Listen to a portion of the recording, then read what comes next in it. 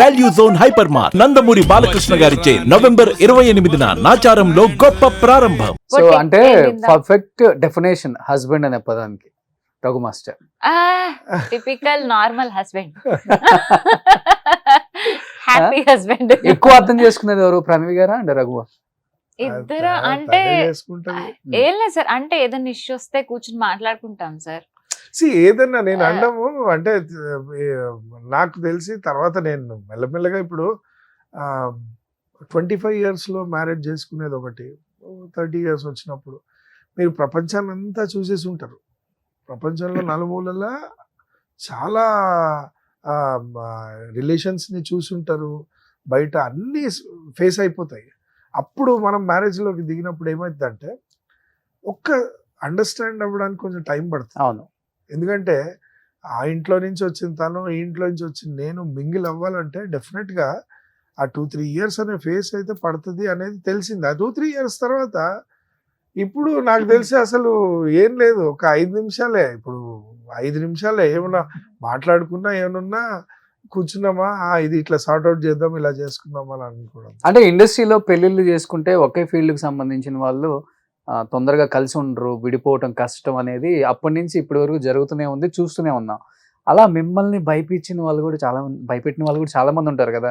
ప్రణవి వద్దు, రిస్క్ ఎందుకు, వాళ్ళది ఒక కలర్ఫుల్ ప్రపంచం ఆ డాన్స్ అంటేనే, మందేమో వేరు. చూసాను సార్ అలా ఉన్న కపుల్స్. అదే నేను చెప్తున్నా. సరే డాన్స్ అంటే కలర్ఫుల్ నిజంగా కలర్ఫుల్ లైఫ్. ఎలా అంటే డాన్స్ ఈజ్ సెలబ్రేషన్. మనం వినాయక చవితి పండల ముందు, వినాయకుడి నిమజ్జనంలో ముందు ఎగురుతున్నప్పుడు, కొన్ని కలర్స్ ఎగురుతుంటున్నప్పుడు అది మనం చూడడానికి కన్నుల పండగ లాగా ఉంటుంది. అంటే కలర్ఫుల్ లైఫ్. అదే కృష్ణుడు ఉట్టి కొట్టి డాన్స్ చేస్తూ అక్కడంతా హంగామా జరుగుతున్నప్పుడు అది కలర్ఫుల్ గా ఉంటది. నవరాత్రులకు దాండియా ఆడుతున్నప్పుడు ఒక 100 మంది అమ్మాయిలు అబ్బాయిలు కలర్ఫుల్ గా ఉంటది. డాన్స్ అంటే సెలబ్రేషన్ అది. సో దాంట్లో ఏంటి, ఇది ఇండివిజువల్ టాలెంట్. సింగింగ్ అనేది ఒకరే పాడతారు, వాయిస్ ఇస్తారు. మాకు అక్కడ 100 మంది ఆడితే ఒక పాట తయారవుతుంది. కాబట్టి రంగుల ప్రపంచం అంటే ఆబ్వియస్ గా రంగుల ప్రపంచం. భయపెట్టే వాళ్ళు ఎక్కువ ఉంటారు, ఎక్కువ ఉంటారు సార్. కానీ మాకేంటంటే పెళ్ళైన తర్వాత కూడా మళ్ళీ ఏదో ఒక మిస్అండర్స్టాండింగ్ వచ్చే ఛాన్సెస్ కూడా ఉంటాయి. అంటే తప్పని నేను ఇప్పుడు ఎవరో చెప్పారు ఇలానే, పెద్ద సిద్ధాంతులు గారు ఇలా వెళ్ళి తెలిసిన వాళ్ళు వాళ్ళ అమ్మాయి చేసుకోబోయే అబ్బాయిని ఇలా జాతకాలు చూపించి, సార్ అన్ని అక్యురేట్ గా కలుస్తున్నాయి, ఒకసారి చెప్పండి సార్ అన్న. ఆయన ఒకటే అన్నాడు, ఆయన గురూజీ, అయ్యో అన్ని కలిస్తే వాళ్ళు దేవుళ్ళు అవుతారా, మనుషులు ఎందుకు అవుతారు, అన్ని కలిస్తే సార్ వస్తాయి సార్. నేను రావని చెప్పాను, గొడవలు పడతాం, గొడవలు పడలేదని నేను చెప్పాను, శుభ్రంగా పడ్డాం మేమిద్దరం కూడా. కాకపోతే కూర్చొని మాట్లాడుకున్నాము, అర్చన ఏం చేసినా ఏమైనా అది 2 minutes. ఆ తర్వాత కూర్చొని ఇలా కాదు ఇలా కాదని మాట్లాడుకున్నాం సార్. ఇద్దరిలో ఎవరిలో ఒకళ్ళు ఖచ్చితంగా అడ్జస్ట్ అవ్వాలి సార్, తప్పదు అది. ఇప్పుడు దీని చాలా పెద్ద technician. Raghu is a very well established technician in south film industry and I'm ఎన్. అప్పటికి ఓకే, నంది అవార్డ్స్ వచ్చాయి, అన్నీ వచ్చాయి, నేను కూడా ఓ మోస్తరు బాగానే పాడుతున్నాను, అందరికీ తెలుసు, మంచి మంచి వాళ్ళ దగ్గర పాడుతున్నాను. అప్పుడు నేను ఆ స్టేజ్లో నేను ఇంకా చెన్నై మూవ్ అయ్యి చక్కగా యువన్ శంకర్ రాజా గారి దగ్గర, వాళ్ళ దగ్గర వీళ్ళ దగ్గర పాడుతున్నాను సార్. నేను పాడలేదని నేను చెప్పాను. ఒక్కసారిగా నేను అక్కడ ఊహించుకున్న లైఫ్ నాది వేరు. అక్కడ ఉండుంటే ఇంకా పెద్దగా నేను ఇంకా పెద్ద స్టేజ్కి వెళ్ళేదాన్నేమో. బట్ ఒకసారి నేను అక్కడ ఉండి సెటిల్ అవుదాం అనుకున్న దాన్ని ఇటు వచ్చేసాను. ఇటు వచ్చి నేను పెళ్లి చేసుకున్నాను.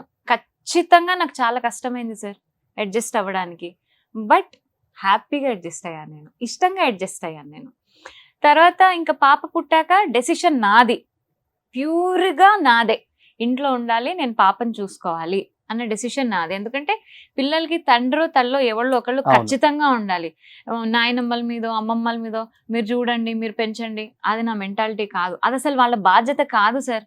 పెద్దవాళ్ళు వాళ్ళు ముద్దుగా వచ్చో లేకపోతే ఇష్టంగా వచ్చో చూసుకోవాలి, కానీ అబ్బా ఒక బర్డెన్ గాను ఒక రెస్పాన్సిబిలిటీ గాను తీసుకోకూడదు. వాళ్ళ రెస్పాన్సిబిలిటీయే కాదు.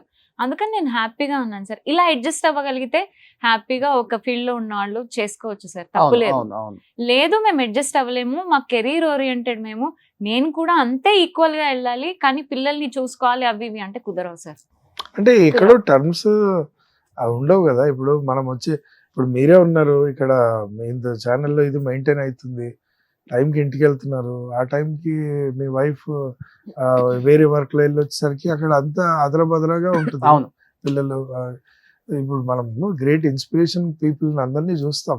అంటే నేను ఈదర్ హస్బెండ్ ఆర్ వైఫ్ ఇద్దరి సంగతి మాట్లాడచ్చు. ఏంటంటే సచిన్ టెండూల్కర్ గారు ఉన్నారు, ఆయన రిటైర్ అయిన ఇది చూశారు కదా ఈవెంట్. అవును. ఆయన ఫస్ట్ థ్యాంక్స్ చెప్పింది వాళ్ళ వైఫ్కే, ఎందుకంటే ఆవిడ పెద్ద డాక్టర్ సచిన్. అవును. ఆయన కెరీర్ మూవ్ అవుతున్నప్పుడు, ఎవరి కెరీర్ అయినా స్ట్రాంగ్ ఉన్నప్పుడు కొన్ని రోజుల వరకు, అంటే తను చెప్పినట్టు పిల్లల్ని చూసుకునే స్టేజ్, స్కూల్కి వెళ్ళి ఫిక్స్ అయ్యి అనే స్టేజ్ వరకు ఎవరో ఒకరు ఒక సపోర్ట్ ఇస్తే డెఫినెట్లీ ఫ్యామిలీ అనేది తీసుకున్నాక మళ్ళీ రిగ్రెట్ అయ్యి నీ వల్ల నేను చేశాను, నీ వల్ల నాకు ఇట్లా అలా ఎప్పుడు రాలే మీ మధ్య? బాధపడకూడదు. అయ్యో అసలు నేను అంటాను కదా, ప్యూర్ గా నా డెసిషన్ సార్ ఇది. రఘు ఎప్పుడు నన్ను లేదు అట్లా ఉండాలి పిల్లలు ఇప్పుడు శ్రద్ధ అలా ఎప్పుడు ఎవ్వరు నన్ను మా ఇంట్లో ఎవ్వరు ఫోర్స్ చేయలేదు. మా అత్తయ్య గారైనా మా అమ్మైనా నాన్నగారైనా ఎవరైనా మేము చూసుకుంటాం నువ్వు వెళ్ళు అని ఎంకరేజ్ చేశారు. కానీ నువ్వు అసలు ఇంట్లో ఎందుకుంటున్నావు నన్ను బాగా కేకలేసిన వాళ్ళే గాని లేదు నువ్వు ఇక్కడ ఉండు చూసుకో అని ఎప్పుడు ఎవరు నన్ను ఫోర్స్ చేయలేదు ఎవరు చేయలేదు.